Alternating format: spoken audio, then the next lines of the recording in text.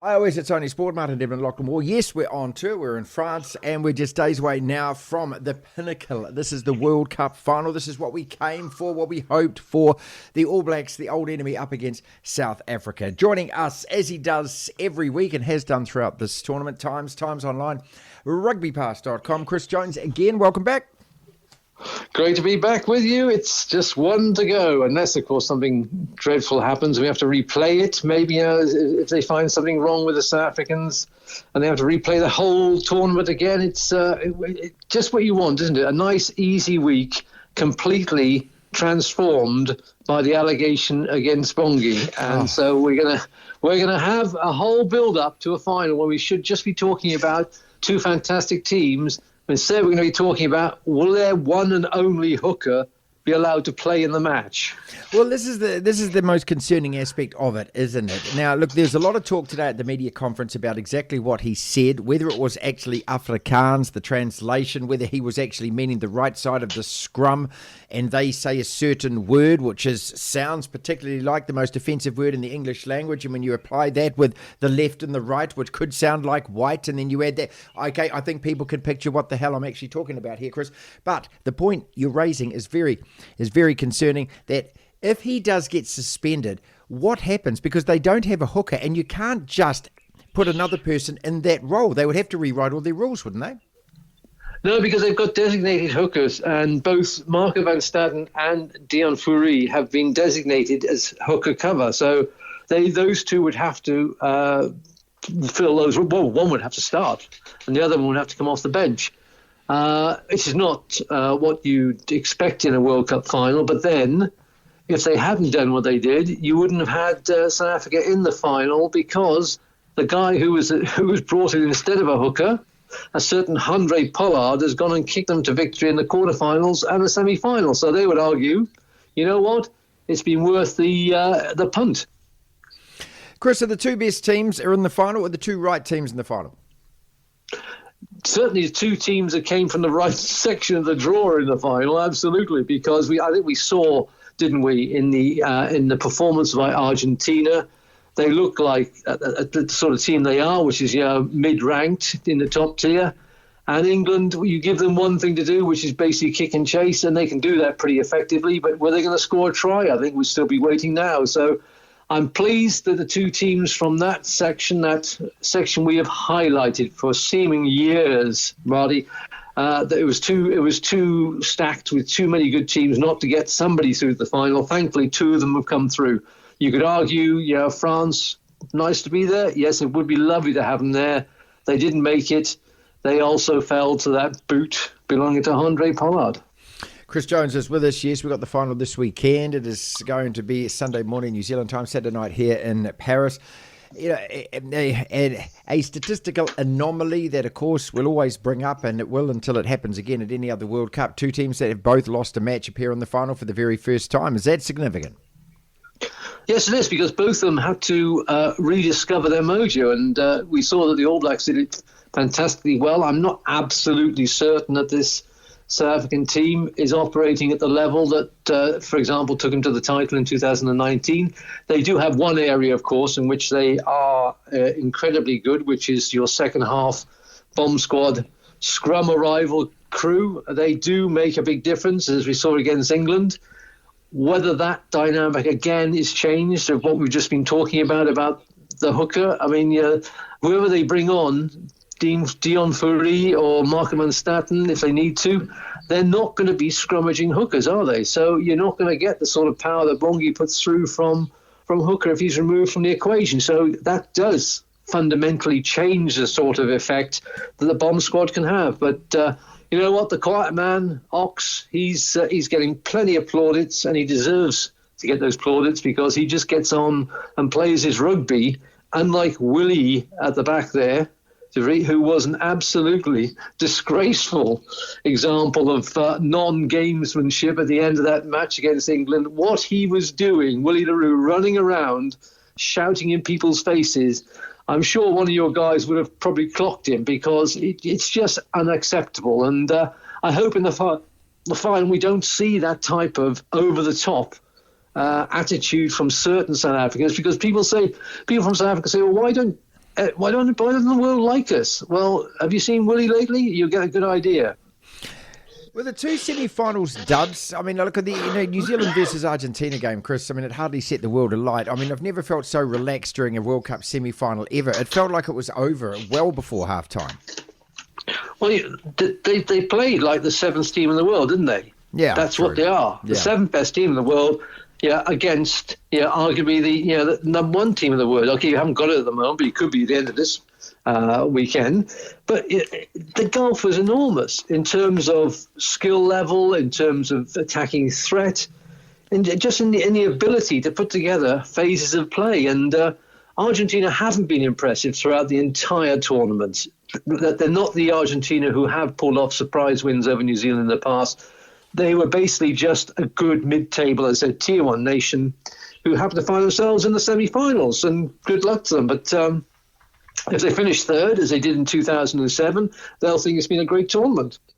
As far as South Africa go, though, have they hit their straps, or are they looking a little leg weary? And I mentioned this to you last week. Look, after playing that titanic match against Ireland, they had a physical hit out against Tonga. Scotland wasn't easy. Then they played France. Now they've played England. Both of those nail-biters going down to the last plays of the game, 1 point in it. This is their sixth biggest test match in 5 or 6 weeks. The All Blacks, at contrast, have played 2 huge games, and that's against France, against Ireland, and 1 kind of half game against Argentina. So you'd expect us to be a lot fresher. Is that significant?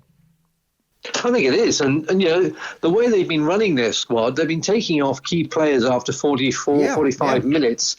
And you do that on the basis that you are trying to save those guys. But the fact is, there's a cumulative effect here, and I think you're absolutely right. I don't think the All Blacks have been put through the mill like the South Africans have. And you look at Estevez coming off. He looked a shadow of the sort of powerful forward you would have expected to be involved against England. And thankfully, they had somebody even bigger and nastier to come on in R.G. Snyman, who actually probably played one of his better games. He's had an awful run of injuries and bad luck at Munster, and they needed him to come into the to the equation and score that important try. And you do get the feeling that this is a South African team that has been really tested. And how much they have left, I'm not absolutely sure, because if you guys play that offloading game and play at a tempo which the South Africans do not like, and your coaches know they don't like that tempo, they could be struggling here, because they certainly aren't the frightening force they were in 2019. Yeah, or even at Twickenham, and that was just a couple of months ago. I mean, what game are we going to see? We're going to see the Mount Smart game where we just ran them off their legs in the first 20 minutes. We're going to see the Twickenham game where they did the same to us and just overpowered us. I think you guys are in a far better place, both mentally and physically, coming into this final than previous games. I think you just know that you are capable of playing some outstanding rugby with those key elements we've spoken before. Frizzell's come back, is starting to do what you do at a number 6. You've got Jody playing as well as ever in that midfield. And Richie is just able to control the game. And, the big question for South Africa is, do they go in with Andre at 10, starting the match off, Faf at 9, playing the way we expect them to play, or do they again, for some reason, decide that Reinach and Lubbock are the way you want to start an international match? And they were very lucky to dig themselves out of the hole against England, but they did have those 2 World Cup winning halfbacks to bring on, and they made such a difference that I'd be staggered if they don't start the final with them. It's raining in Paris today. It's going to be raining all week. Now, again, we're going to make a hell of a lot of this in the media, aren't we? Because we're looking for angles the whole time. That does supposedly play into their hands if it's wet weather rugby. Having said that, it didn't really tend to affect the All Blacks too badly against Argentina, and it howled down before that match. Absolutely. And I think, having been to New Zealand on a number of occasions, you get the odd rainy day. Good point. So I think you are probably quite used to playing with a wet ball. Although I tell you what, I think the South Africans will have to just have one tactic, and that's whatever they do, whatever the ball is dry, wet, like a bar of soap, don't let it get into the hands of Will Jordan, because you might as well just wave him goodbye. This bloke is on fire, and he's a match winner, and he could be the difference. Couple of questions before we let you go. Chris Jones, Times on RugbyPass.com. You're not coming over for the bronze medal match, Chris. I should imagine that the English media will be sending every single scribe that they've got over for that one. what is a bronze match? What is a bronze match? Come on. I've seen them all so far. I can think of two which are interesting for two different reasons. 1995, England managed not to turn up for the bronze match against France, lost. And what that did is it ended that, if you remember, that long sequence of success England had against France, and they never got that back. They never got that ascendancy back against France because France suddenly discovered we can't beat England. Terrible match, but it was good for that reason. The best one was 2007, Argentina beating France. By far and away the best third place match I've ever seen. But 1 out of 10, crikey. Why? I don't know why they play it other than money making and to try and fill the TV schedules, because the players don't want it, coaches don't want it, and quite honestly, with 4,000 resale tickets available for this one coming up, doesn't sound like the fans are particularly interested either. Yeah, only 4,000. I would have expected that to be 84,000. I mean, the whole point of it is that who would buy a ticket for that match? Unless you're an absolute diehard fan of whatever team it is, or maybe you're on a package deal where you have to buy a ticket. It is just the most pointless match in world sport. It's the same as the Football World Cup. You're exactly right. Look at Wimbledon. They don't make the two losing semi-finalists front up the next day and play, do they? No, that would be totally pointless. And, motivation. What motivation is there? To be able to tell your grandkids you finished third in the World Cup? Yeah, right. You mean you didn't win it, Granddad? No, you didn't. Oh, okay. Well, thanks very much for the anecdote, but it's not one I particularly hold in my memory. But there we go. Look, it must be part of packages. They must sell the third and fourth playoff game along with the final, because that can be the only reason there aren't more tickets for sale. But then we may find in this week that people just decide, you know what? I really can't be bothered going to this game. And also, can we do something about it to appeal to World Rugby to stop the constant BS, the water guys coming on, the breaks in play, the sit-downs, the injury breaks, but just get these goons and clowns off the field. It's turning into the NRL, who essentially have 2 or 3 guys with bibs on in the back line telling everyone where to run and where to tackle and where to go during the whole game. Isn't there some rule that says get off the friggin' field unless you're actually a player or a ref? You're meant to have the okay from the referee to enter the field of play. The great news is that it will be your friend of mine, Wayne Barnes, in charge. And I'm sure Wayne will be telling them it's not time for the border. Will you please get off? Because he will want a game that moves.